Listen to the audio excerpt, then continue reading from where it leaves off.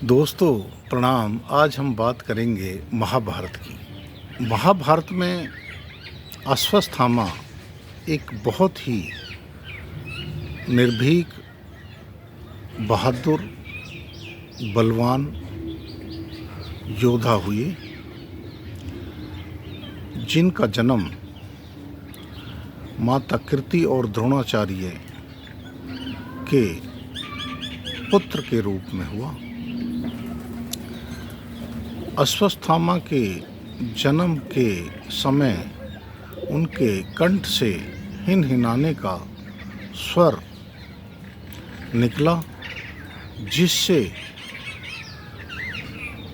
इनका नाम, बालक का नाम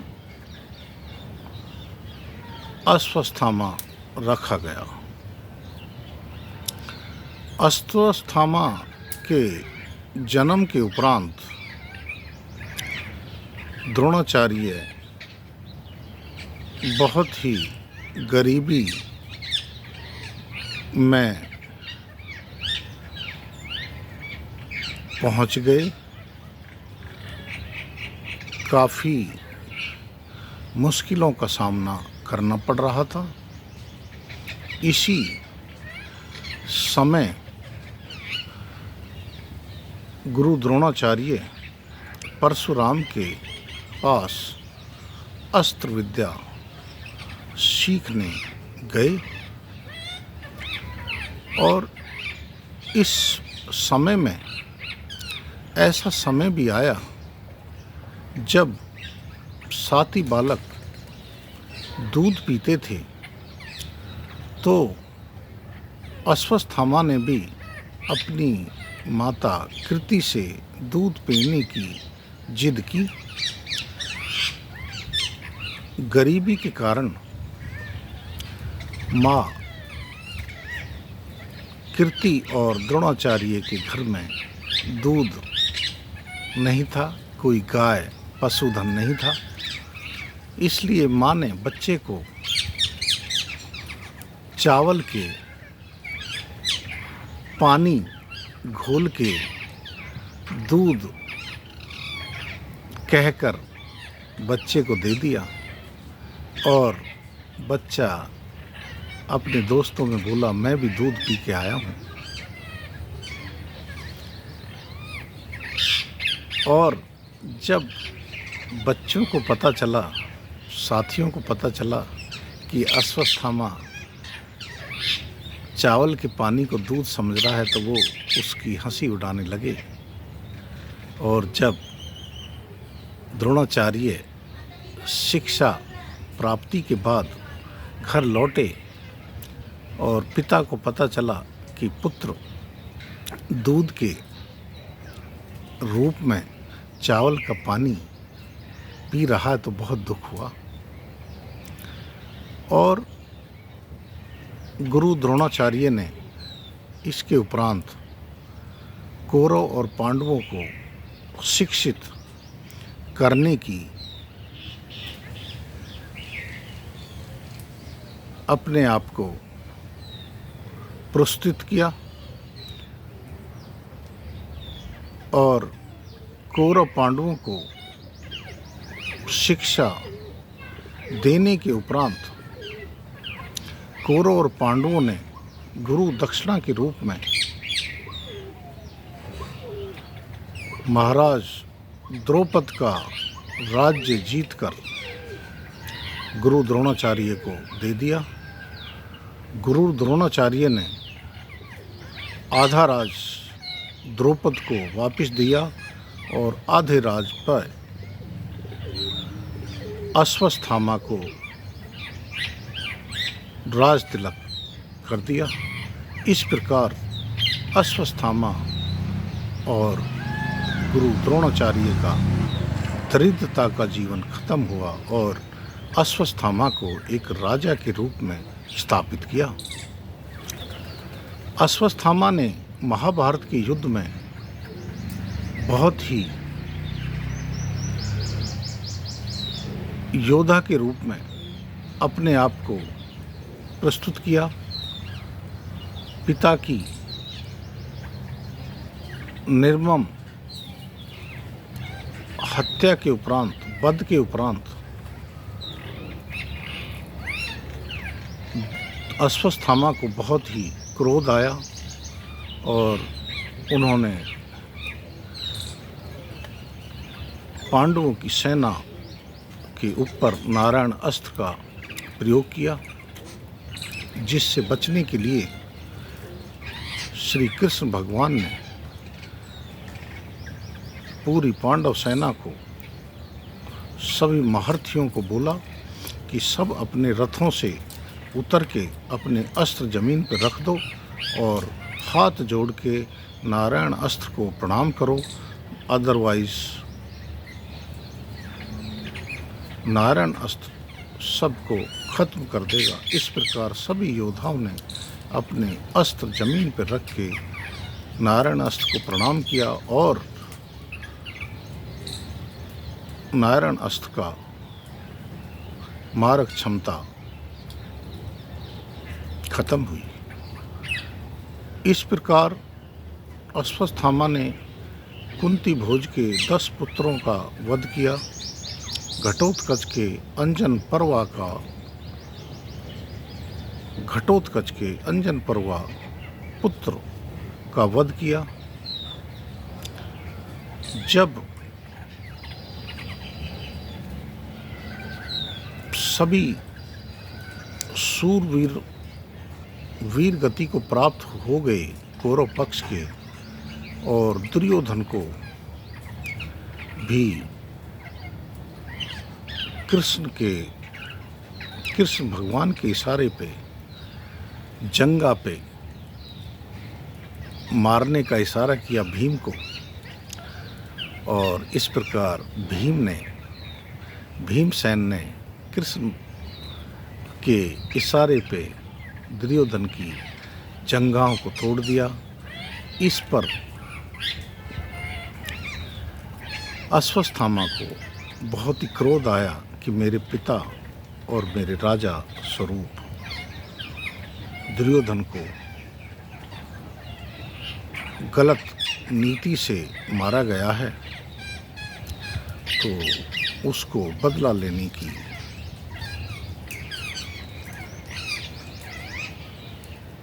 इच्छा प्रकट हुई।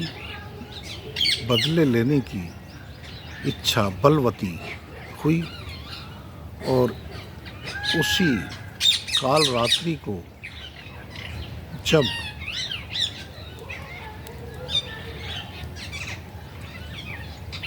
जब ये इच्छा अश्वत्थामा ने दुर्योधन के सामने प्रस्तुत की कि मैं आपकी और पिताश्री की मौत का बदला लूँगा पांडवों से, तो दुर्योधन खुश हुआ और उसने अश्वत्थामा को कौरव सेना का सेनापति बना दिया। दोस्तों, कौरव सेना तो ख़त्म हो चुकी थी, कोई बचा नहीं था। दुर्योधन मरणासन पे लेटा हुआ था और कृतवर्मा, कृपाचार्य और अश्वत्थामा सिर्फ 3 योद्धा कौरव सेना में बचे थे। तो उस काल रात्रि को तीनों एक बरगद के पेड़ के नीचे लेटे हुए थे, तो पेड़ के ऊपर अचानक कौवों के घोंसले पे, कौवों के बच्चों पे, परिवार पे उल्लू ने हमला किया और देखते देखते सारे कौवे के परिवार को समाप्त कर दिया। इस घटना को देख के अश्वत्थामा के दिमाग में योजना बनी कि इसी प्रकार मैं पांडव वीरों को समाप्त कर दूंगा। और इस योजना को अश्वत्थामा ने कृतवर्मा और कृपाचार्य को बताया। यह सुनकर कृपाचार्य को और कृतवर्मा को बहुत क्रोध आया, तब अश्वत्थामा ने बताया कि किस प्रकार पांडव सेना ने मेरे पिता को और राजा दुर्योधन को वध किया था, तो मैं क्यों ना पांडवों का नरसंहार करूं। तो तीनों रात को पांडवों के शिविर में पहुंच गए और अश्वत्थामा ने शिविर में मार काट मचा दी। सारे बचे हुए पांडव वीरों को समाप्त कर दिया। पांडवों के 5 पुत्रों के सर काट दिए और शिविर में आग लगा दी। इस घटना का श्री कृष्ण और पांडवों को जब पता चला, माता द्रौपदी को पता चला, तो बहुत दुखी हुई। उन्होंने दुखी होते हुए अर्जुन को, अश्वत्थामा को मारने की प्रतिज्ञा दिलाई। अर्जुन ने अश्वत्थामा को मारने की प्रतिज्ञा की और जब अश्वत्थामा को यह मालूम हुआ कि अर्जुन प्राण हरने आ रहा है, तो अश्वत्थामा भाग खड़ा हुआ, छिप गया। इसके उपरांत अश्वत्थामा और अर्जुन का महायुद्ध हुआ, जिसमें दोनों तरफ से ब्रह्मास्त्र का प्रयोग किया गया। पूरा संसार हाहाकार करने लगा।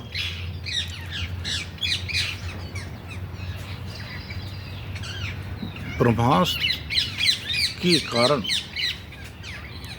पूरा संसार जलने लगा। तब श्री कृष्ण ने अर्जुन से दोनों ब्रह्मास्त्र वापिस शांत करने का आदेश दिया, क्योंकि दोस्तों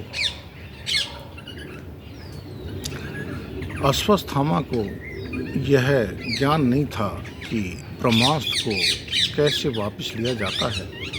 यह ज्ञान अर्जुन को था।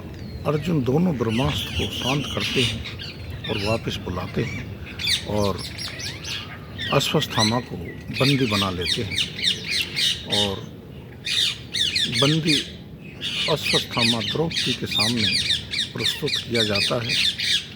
द्रौपदी ब्राह्मण पुत्र, गुरु पुत्र अश्वत्थामा को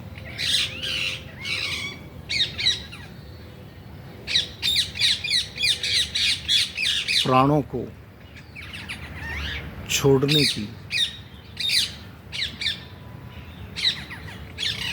हुक्म देते हैं कि मैं ब्राह्मण पुत्र को नहीं मारूंगी। इन्होंने मेरे समस्त 5 पुत्रों को छल पूर्वक मारा है, लेकिन मैं गुरुपुत्र को मार के पाप का भागी नहीं बनूंगी। और इस प्रकार द्रौपदी अश्वत्थामा को क्षमा कर देती है, लेकिन श्री कृष्ण आदेश देते हैं कि अश्वत्थामा की माथे की मणि को निकाल लो और इसे भटकने दो। इस प्रकार अश्वत्थामा की माथे की मणि निकाल ली जाती है। माथे की मणि निकलते ही अश्वत्थामा का तेज खत्म हो जाता है और इस प्रकार दोस्तों अश्वत्थामा को श्री कृष्ण श्राप देते हैं कि जाओ अश्वत्थामा, तुम 6000 वर्ष तक इस वन क्षेत्र में विचरते रहोगे, अपने पापों की सजा काटते रहोगे। इस प्रकार अश्वत्थामा आज भी जिंदा हैं और यदा कदा कहीं वन स्थली में, शिव मंदिर में, मध्य प्रदेश वन स्थली में अपना होने का आभास प्रकट कराते हैं। इस प्रकार अश्वत्थामा का इतना क्रूर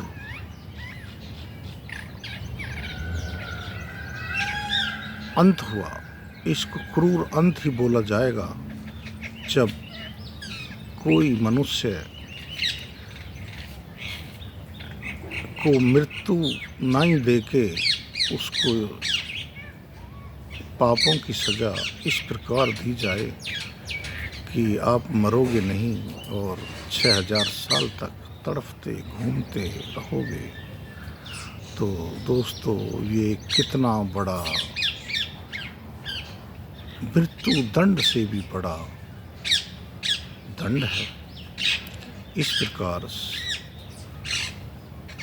श्री कृष्ण ने द्रौपदी और 5 पांडवों को ढांढस बंधाया और अश्वत्थामा का अध्याय